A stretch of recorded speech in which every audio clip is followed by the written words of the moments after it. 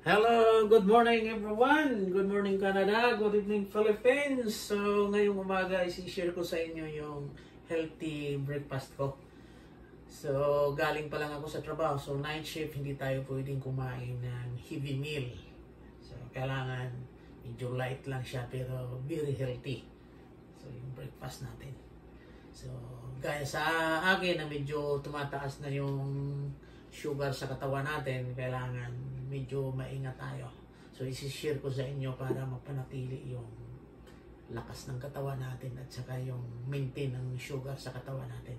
So, para mapanatili yung hindi tayo manghina ika nga. So, of course, ito, simple lang.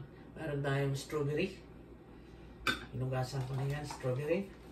Of course, avocado.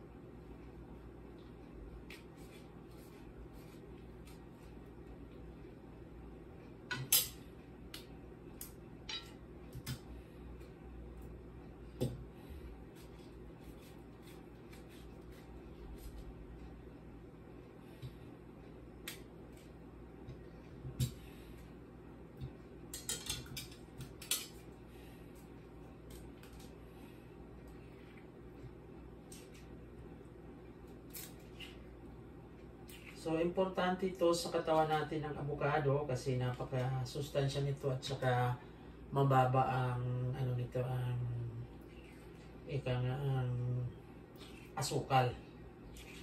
At saka natural ang nito. At saka maraming benepisyo talaga itong avocado.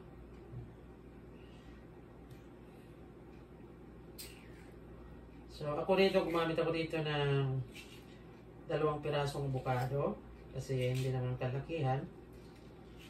Yan.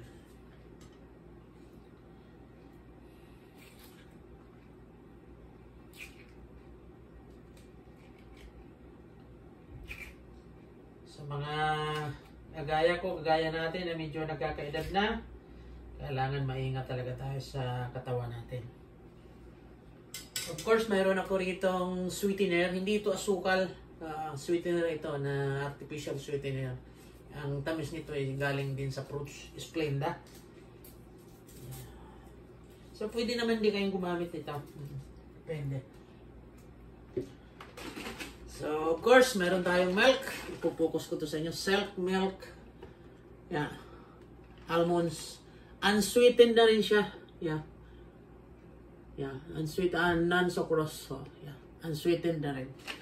So, para healthy talaga ito natin.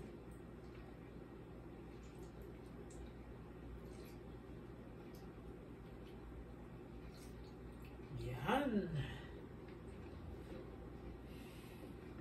So, yun lang ang i-share ko ngayong umaga sa inyo mga subscriber followers. Sana nagustuhan nyo yung breakfast natin. Bye for now!